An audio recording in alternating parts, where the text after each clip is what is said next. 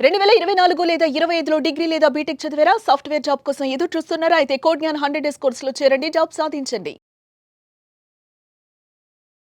నమస్కారం అలగారి రవీంద్రనాథ్ గారు. నమస్తే అండి సిరి గారు. సార్, శ్రీవారిని దర్శించుకోవాలి అంటే ఒక 2 మంత్స్ లేదంటే 3 మంత్స్ నుంచే బుక్ చేసుకోవాలి. అయినా కూడా దొరుకుతుందో లేదో అన్న క్వెషన్ మార్క్ అయితే ఉంటూ ఉంటుంది. అలాగే ఒక భక్తుడు మాత్రం 17 ఇయర్స్ నుంచి తిరుమల తిరుపతికి వెళ్ళేందుకు, స్వామివారి దర్శనం చేసుకునేందుకు, దాంతో పాటు సేవలో పాల్గొనాలి అని కోర్టులో కేసు కూడా వేయడం జరిగింది. ఇంతకీ ఆ కేసు ఏంటి? ఈ రోజు ఆయనకైతే కోర్టు తీర్పిచ్చింది, దర్శనం కోసం మీరు వెళ్ళొచ్చు, సేవలో పాల్గొనొచ్చు అని. ఇంతకీ ఆ కేసు ఏంటి? ఎందుకు వేయాల్సిన అవసరం ఉంది? అండ్ ఇంతకీ ఆ సేవ ఏంటి సార్? కలియుగ వెంకటేశ్వర స్వామి వారి యొక్క లీలలో కోకొలలుగా చెప్పుకోవచ్చు మనం. అయితే ఒక్కొక్కరికి ఒక రకం అనుభూతి, రకరకాల అనుభవాలు. నిన్న కన్జ్యూమర్ కోర్టు ఒక తీర్పు ఇవ్వడం జరిగింది. ఈ యొక్క దర్శనం అదేవిధంగా సేవలకు సంబంధించి ఒక భక్తుడు సుదీర్ఘమైన పోరాటం సుమారుగా 17 సంవత్సరాల పాటు, సిరిగారు 17 సంవత్సరాల పాటు సుదీర్ఘమైన పోరాటం చేశాడు ఒక సేవ కోసం అని చెప్పి.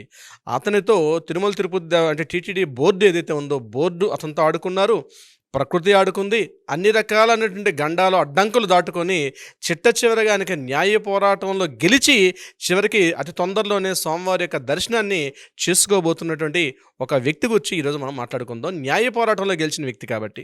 అయితే ఈ కథ వివరాలు ఏంటంటే, కథ కాదు, ఇట్స్ ఏ రియల్ స్టోరీ. ఈ వివరాల్లోకి మనం వెళ్ళగలిగితే, చంద్రశేఖర్ శెట్టి అని తెలంగాణలో ఉన్నటువంటి ఈ మహబూబ్ నగర్ వాస్తవ్యుడుతను. ఇతను ఏం చేశాడంటే మేల్చాట్ వస్త్ర సేవ, తిరుప్పావడ సేవ అని ఒక 2 రకాల విశేషమైన సేవలు చేస్తారు స్వామివారికి. శ్రీవారి సేవల్లో భాగంగా విశేషమైనటువంటి సేవలు ఈ మేల్చాట్ వస్త్ర సేవ, అదేవిధంగా తిరుప్పావడ సేవ. ఇతను 2008 నవంబర్ 26న ఈ యొక్క సేవకు సంబంధించి అతను బుక్ చేసుకోవడం జరిగింది. అయితే ఎప్పటికప్పుడు తిరుమల తిరుపతి దేవస్థానం వాళ్ళు ఏం చేస్తున్నారంటే ఆ సేవని ఏర్పాటు చేస్తామని చెప్పి 4-5 సార్లు డేట్ పోస్ట్ పోన్ చేసుకుంటూ వస్తున్నారు. అయినప్పటికి కూడా అతనికి ఆ సేవా భాగ్యాన్ని కలిగించలేకపోయారు. ముఖ్యంగా ఈ మేల్చాట్ వస్త్ర సేవ అనేది ఒక 2 విషయాలు నేను మీకు చెప్తాను, దాని యొక్క ఇంపార్టెన్స్ ఏంటన్నది. ప్రతి శుక్రవారం నాడు స్వామివారికి అభిషేకం కార్యక్రమం జరుగుతుంది ఉదయం పూట.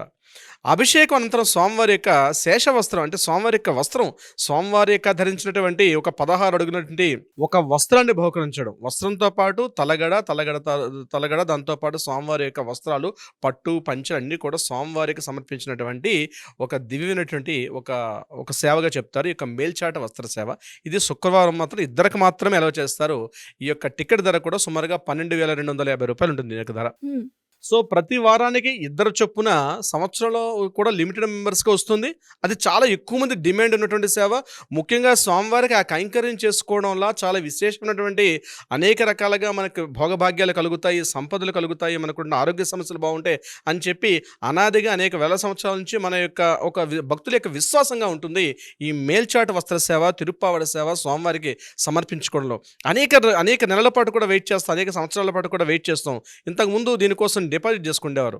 ఈ పలానా రోజు స్వామివారు ఏం చేస్తారంటే వాళ్ళు బై ర్యాండమ్గా ఎప్పుడు కావాలంటే ముందుగా మనం డీడీ తీసి అమౌంట్ చెల్లించిన తర్వాత ర్యాండమ్గా మనకి ఎప్పుడు వస్తే ఆ రోజు నాడు మనకు ముందుగా ఒక ఇన్ఫర్మేషన్, మనకు ఒక మెసేజ్ వస్తుంది. ఆ మెసేజ్కి 2 వ్యక్తులను ఎలా చేస్తారో ఆ 2 వ్యక్తులు కూడా ఆ మార్నింగ్ పూట సుప్రభాత్ సేవకు బిఫోర్ 3:30 స్వామివారికి శుక్రవారం నాడు స్వామివారికి అభిషేకం జరిగిన తర్వాత స్వామివారికి దివ్యాలంకరణ సేవలో ఈ మేల్చాట వస్త్రం ఉంటుంది. అయితే మేల్చాట వస్త్రం అంటే మేలైనటువంటి పట్టు వస్త్రం అని అర్థం అనమాట. తమిళ్లో చెప్తే మేల్చాట వస్త్రం అంటే మేలైన పట్టు వస్త్రం, మంచి జరి ఉంటుంది, బంగారు వర్ణం ఉంటుంది, జరి అంచుతోటి స్వామివారికి. అది కూడా ప్రత్యేక నేత పని వారు స్వామివారి యొక్క తిరుమల కొండపైన ఉంటారు, వారు మాత్రం నివసిస్తారు, ఒక ప్రసాదంగా భావిస్తారు. ఆ వస్త్ర సేవలో పాల్గొనడం కోసం అనేక సంవత్సరాల పాటు కూడా వెయిట్ చేస్తుంటారు. అయితే ఈ సేవ కోసం అని చెప్పి ఇప్పుడు నేను చెప్పినట్టుగా ఆ యొక్క సేవలో అయిన తర్వాత అదొక కార్యక్రమం అయిపోయిన తర్వాత మళ్ళీ స్వామివారికి లడ్డూలు అన్నీ కూడా మనకి ప్రసాదంగా స్వామివారి దగ్గర నుంచి వస్తుంది. ఆ సేవా భాగ్యం కోసం జీవితకాలం వెయిట్ చేసిన వాళ్ళు కూడా ఉన్నటువంటి సందర్భాలను జీవితంలో ఒక్కసారైనా ఆ మేల్చాట వస్త్ర సేవలో పాల్గొంటే చాలు ధన్యమైపోతున్నటువంటి అనేక మంది భక్తుల విశ్వాసాలు నేను కూడా ఉన్నాను అందులో. అయితే దీనికి సంబంధించి ఏంటంటే ఈ చంద్రశేఖర్ శెట్టి గారు మహబూబ్నగర్ జిల్లా చెందిన ఇతను 2008 ఆయన నవంబర్ 24న దీనికి సంబంధించి ఆయన ఈ సేవను బుక్ చేసుకున్నారు. టీటీడీ వాళ్ళు ఎప్పటికప్పుడు పోస్ట్ పోన్ చేసి వస్తున్నారు. అయితే చివరికి ఏం చేశారంటే 2021 సెప్టెంబర్ 10th నాడు ఇతనికి ఆ యొక్క సేవను కన్ఫర్మ్ చేసి ఒక మెసేజ్ను కూడా పంపించారు. అతను కూడా చాలా పరమానంద భరితుడు అయిపోయాడు. స్వామివారి యొక్క దివ్య కైంకర్యం నాకు అవకాశం వస్తుంది వస్తుంది కదా, నేను పార్టిసిపేట్ చేస్తానని చెప్పి అంతా రెడీ అయిన సమయానికి ప్రకృతి విపత్తు, కరోనా మహమ్మారి, పాండమిక్ సిచ్యువేషన్ మనందరికీ కూడా తెలుసు. ఆ సమయంలో వచ్చింది.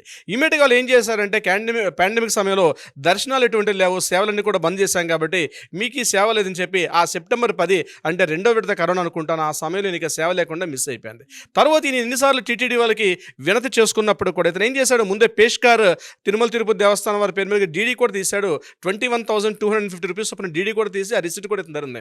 తర్వాత అనేక పర్యాలు స్వామివారి యొక్క దర్శనాన్ని ఈ మేల్చాట్ వస్త్ర సేవను కలిగించమని చెప్పి అనేక సందర్భాల్లో టీటీడీ వారిని అభ్యర్థించినప్పుడు కూడా మీరు ఇచ్చిన టైం అయిపోయిందండి, మరలా మేము కలిగించడానికి అవకాశం ఉండదు, ఇప్పుడు మరలా కొత్త వాళ్ళు వచ్చేసారు, మేము మీ తరఫున చాలా మంది ఉన్నారు కాబట్టి మేము వాళ్ళకి ఇవ్వాల్సి వస్తుంది, వీలైతే మీకు బ్రేక్ దర్శనాన్ని కల్పిస్తాం, వీలైతే మీరు బ్రేక్ దర్శనంలో స్వామివారిని చూసి ఆయన యొక్క దివ్యమంగళ స్వరూపాన్ని మీరు చూసి తరించండి అంటే, లేదు లేదు నేను దర్శన భాగ్యం కోసం నేను టికెట్ తీయలేదు, నేను తీసుకున్నది స్వామివారి యొక్క తిరుప్పావడ సేవ, అదేవిధంగా మేల్చాట్ వస్త్ర సేవ కోసం అని చెప్పి నేను ఆ సేవలో పాల్గొందామని చెప్పి నేను తీసుకుంటే నాకు ఈ సేవ కల్పించడం కాదు, నాకు మేల్చాట్ వస్త్ర సేవ ఇవ్వమని చెప్పి అనేక పర్యాయాలు ఆయన విన్నవించుకోవడం కూడా జరిగింది. చివరికి వాళ్ళు ఏం చేశారంటే దాన్ని రిజెక్ట్ చేసి మేమైతే ఇంతకన్నా ఏం చేయలేదు, ఎందుకంటే అది ప్రకృతి విపత్తు, కరోనా పాండమిక్ కాబట్టి అలా జరిగిపోయింది కాబట్టి మీకు మిగిలిన దర్శనం ఇస్తామని చెప్పినప్పుడు కూడా మీరు వినట్లేదు, చాయిస్ ఈజ్ యువర్స్, మేము ఏమీ చేయలేమని చెప్పి తిరుమల తిరుపతి దేవస్థానానికి అధికారులు చేతులు ఎత్తేశారు. ఈయన ఏం చేశాడు, సదరు వ్యక్తి ఇలా లాభం లేదని చెప్పి ఆయన డిస్ట్రిక్ట్ కన్జ్యూమర్ కోర్టులో ఒక కేసు ఫైల్ చేశారు. నన్ను తిరుమల తిరుపతి దేవస్థానం అధికారులు నన్ను తప్పుదో పట్టించారు, నాకు ఆ సేవను కల్పిస్తామన్నారు కాబట్టి నాకు కల్పించలేదు, నాకు దీని మీద సరైన న్యాయం చేయమని చెప్పి ఆయన కోర్టు మెట్లని కన్జ్యూమర్ కోర్టుని ఆశ్రయించడం జరిగింది. 2024 మే 8న దీనికి సంబంధించి డిస్ట్రిక్ట్ కన్జ్యూమర్ కోర్టు ఇమీడియట్గా ఒక రెస్పాండ్ అయ్యి ఇది నిజంగా సేవా లోపమే, అంటే ఒక కన్జ్యూమర్గా మీకు ఆ సేవ ఇవ్వాల్సినటువంటి అధికారులకు ఉంటుంది, అందులో వాళ్ళు ఫెయిల్ అయ్యారు కాబట్టి టీటీడీ బోర్డుకి యాంటీగా జడ్జిమెంట్ చెప్తూ 10 లక్షల రూపాయల ఫైన్ ఇవ్వాలి, లేకపోతే ఇతనికి ఆ సేవ చేయించకపోతే మీరు ఇమీడియట్గా అతనికి ఏదో ఒక డేట్ ఫిక్స్ చేసి ఆయనకి సేవా భాగ్యాన్ని కల్పించాలి, మీరు అందులో ఫెయిల్ అయితే ఇమీడియట్గా 10 లక్షల రూపాయల కాంపెన్సేషన్ నష్టపరిహారం ఇవ్వమని చెప్పి డిస్ట్రిక్ట్ జిల్లా వినియోగదారుల ఫోరము ఈయనకి అనుకూలంగా తీర్పిచ్చారు. టీటీడీ బోర్డుకి వ్యతిరేకంగా తీర్పు రావడం జరిగింది. దీని మీద టీటీడీ బోర్డు మరలా స్టేట్ కన్జ్యూమర్ కోర్టుకి మళ్ళీ వాళ్ళు ఆశ్రయించారు. ఇది కరెక్ట్ కాదు, ఎందుకంటే పాండమిక్ సిచ్యువేషన్ కాబట్టి ఆ టైంలో మేము సేవలను కల్పించలేకపోయాం, అవి ల్యాబ్స్ అయిపోతుంది, తిరుమల తిరుపతి ఈ యొక్క దేవస్థానం అంతా కూడా డిఫరెంట్గా ఉంటుంది, మేము అట్లా చేయలేకపోతున్నాం, ఎందుకంటే ఇతని త్వరగా చాలా మంది వెయిట్ చేస్తున్నారు, ఇప్పుడు మేము ఇతనికి న్యాయం చేయడం వల్ల మిగిలిన వాళ్ళకు కూడా ఇబ్బంది కలిగే అవకాశం ఉంటుందని చెప్పి అడిగినప్పుడు స్టేట్ రీసెంట్గా ఒక 2 days back state consumer forum కూడా దీని మీద ఒక తీర్పునిస్తూ అతను అధికారికంగా పేష్కార్ తిరుమల తిరుపతి దేవస్థానం బోర్డుకి అమౌంట్ కట్టాడు. అమౌంట్ కట్టిన తర్వాత మీరు చాలా పర్యాలు అతనికి సేవని ఇస్తామని చెప్తూ కూడా మీరు ఫెయిల్ అయ్యారు, పోస్ట్ పోన్ చేశారు.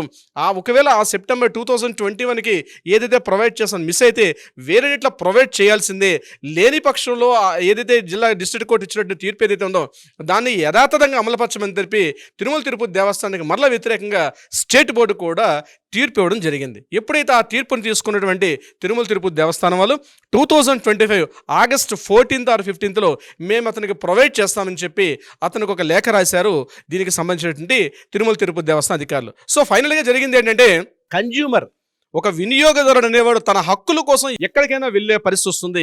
మన హక్కులను మనం కాపాడుకోవడానికి ముఖ్యంగా ఈ దేవాలయాలు అంటే ముఖ్యంగా దేవాదాయ ధర్మాదాయ శాఖలో కావచ్చు, తిరుమల తిరుపతి దేవస్థానంలో ఉన్నటువంటి ఆర్డర్లో కూడా ఇటువంటి ఒక ల్యాండ్ మార్క్ జడ్జిమెంట్ రావడం అనేది ఏదైతే ఉందో డిస్ట్రిక్ట్ మనకి స్టేట్ కన్జ్యూమర్ కోర్టు రియల్గా ఆ యొక్క జడ్జెస్కి మనం హెడ్స్ ఆఫ్ చెప్పాలి. ఎందుకంటే ఒక కన్జ్యూమర్కి హక్కు ఉంటుంది, ఆయన యొక్క సేవా లోపమైనా సర్వీసుల లోపమైనా ఏదైనప్పటికీ కూడా ఇంటేనో జరగకపోతే ఆయన యొక్క హక్కుకి భంగం వాటినట్టుగా భావించి ఈరోజు ఆ తీర్పు నిజంగా ప్రతి ఒక్కరు కూడా కనువిప్పి ఈరోజు ఉన్న విషయం. ఎందుకంటే సాక్షాత్ స్వామివారి యొక్క దర్శనం అంటే ఒక జీవితకాలం వెయిట్ చేస్తున్నటువంటి సేవ. ఈరోజు అతనికి సేవ కల్పించకపోతే ఆయన జీవితాంతం ఒక వెలితిగా ఉండిపోతుంది, కేవలం ఒక ఆత్మ ఒక భావంతో ఉండిపోతుంది. అట్ ద సేమ్ సర్వీస్ లోపం అని చెప్పి ఈరోజు కోర్టు ఇచ్చిన తీర్పు ఏదైతే ఉందో నిజంగా హ్యాట్స్ ఆఫ్ చెప్పాలి శ్రీ గారు. ముఖ్యంగా ఆ యొక్క భక్తుడు చంద్రశేఖర్ శెట్టి గారు కూడా మొత్తానికి 17 ఏళ్ల పాటు పోరాటం చేసి నిరీక్షణ చేసి ప్రకృతి విపత్తును దాటుకుని చిట్ట చివరిగా న్యాయ పోరాటంలో గెలిచేటువంటి అతనికి తిరిగి నిజంగా ప్రతి ఒక్కరు పోరాటం అనేది అలాగే ఉండాలి.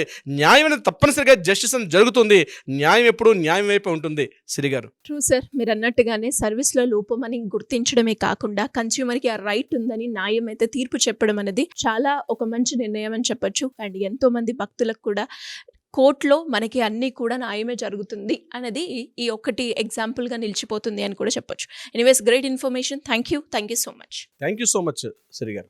సుమన్ టీవీలో మీ పర్సనల్ అండ్ బిజినెస్ ప్రమోషన్స్ కోసం కింది నెంబర్కి కాంటాక్ట్ చేయండి.